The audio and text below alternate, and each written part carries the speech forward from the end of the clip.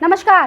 करंटनॉमिक्स के 5 मिनट के booster take off series में आप सभी का स्वागत है। आज हम बहुत ही इंपॉर्टेंट टॉपिक सुकन्या समृद्धि योजना के बारे में बात करने वाले हैं, जो न केवल प्री बल्कि मीज़ और इंटरव्यू की दृष्टि से भी बहुत ज़्यादा इंपॉर्टेंट है। ये अभी वर्तमान में चर्चा में बना हुआ है क्योंकि कोविड-19 लॉकडाउन के दौरान इसकी आयु सीमा में कुछ छूट मिली है।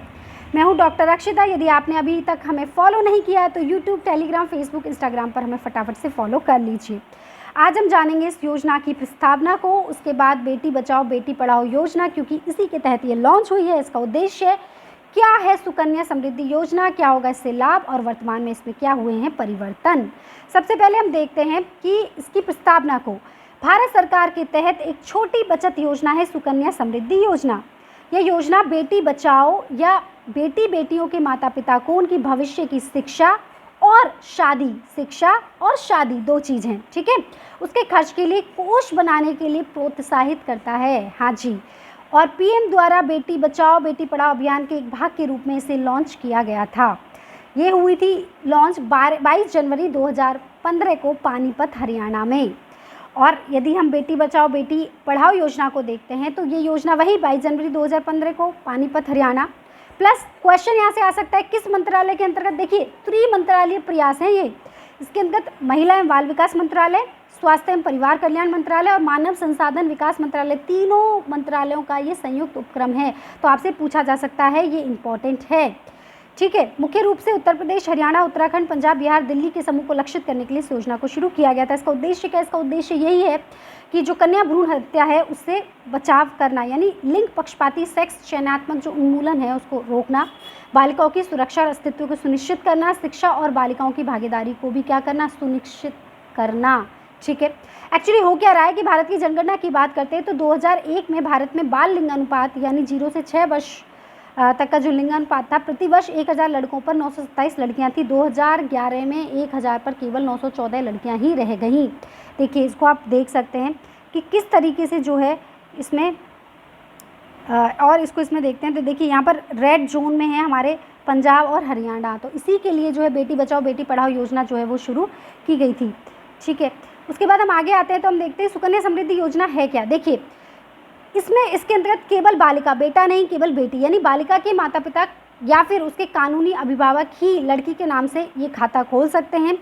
प्रारंभिक निवेश इसमें 250 रुपये रखा गया है और अधिकतम 1.5 लाख रुपये हो सकता है। हालांकि पहले इसमें प्रारंभिक निवेश 1000 था, लेकिन सुकन्या समृद्धि खाता नियम 2016 में संशोधन करके इसमें न्यूनतम जमा राशि को घटाकर कितना कर दिया, 250 रुपये कर दिया 1000 से।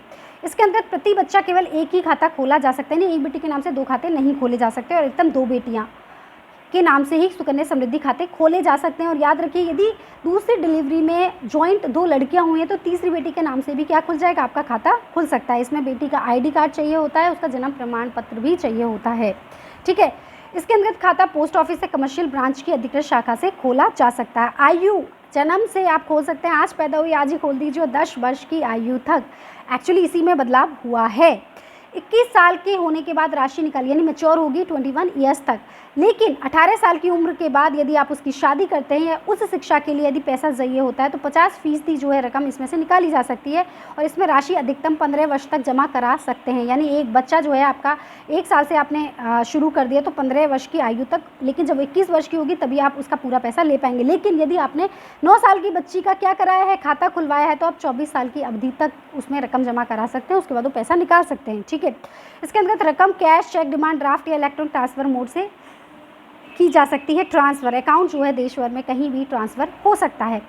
अब सुकन्या समृद्धि योजना में रकम जमा नहीं हो पाई है तो क्या करें। देखिए, यदि नहीं हो पाई है तो 50 रुपये की पेनल्टी आपको लगेगी। उसके बाद आप जो निश्चित अमाउंट डालते हैं उसमें डालिए और रेगुलर हो जाएगा। इसके साथ साथ यदि आपको खाता बंद करवाना है, यदि कोई ट्रेजेडी हो जाती है, मृत्यु या डेथ सर्टिफिकेट लगाकर आप खाता जमा करा सकते हैं और ब्याज सहित अभिभावक को पैसा दे दिया जाएगा। इसके अलावा 5 साल में यदि कोई ऐसी खतरनाक बीमारी हो गई, आपको खाता बंदी करना है तो 5 साल तक आप कर सकते हैं।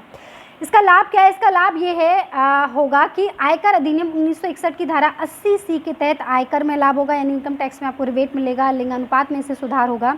बालिका शिक्षा में सुधार होगा, छोटी बचत पर अधिकतम ब्याज भी इससे प्राप्त होती है, इसके मुख्य लाभ हैं। इसमें वर्तमान परिप्रेक्ष्य क्या है, या फिर ये जो योजना है वो भी वर्तमान में क्यों चर्चा में है, क्योंकि सरकार ने लॉकडाउन के कारण सुकन्या समृद्धि खातों को खोलने के लिए पात्रता मानदंडों में छूट की घोषणा की। यानी अब 25 मार्च 2020 से 30 जून 2020 तक यदि कोई जो है खाता नहीं खुल पाया किसी भी बच्ची का, और आपकी बच्ची 10 वर्ष की आयु को पार कर गई है, तो अब इस 30 जून तक यदि आपकी बच्ची की उम्र 10 वर्ष से कम है या 10 वर्ष तक है 30 जून तक, तो आप 31 जुलाई तक क्या कर सकते हैं, उसका खाता सुकन्या समृद्धि खाता खुलवा सकते हैं। वर्तमान में इसमें 7.6% की ब्याज दर है, जो कि अब तक की छोटी बचत योजनाओं में सबसे अधिक है। ठीक है, मैं उम्मीद करती हूँ कि आप ये पूरा सुकन्या समृद्धि खाता जो है वो समझ पाए, क्या है ये योजना, क्या है, किस तरीके से खोलना है, किस तरीके से काम होगा, इसमें लाभ क्या है, वर्तमान में इसमें क्या परिवर्तन हुआ है।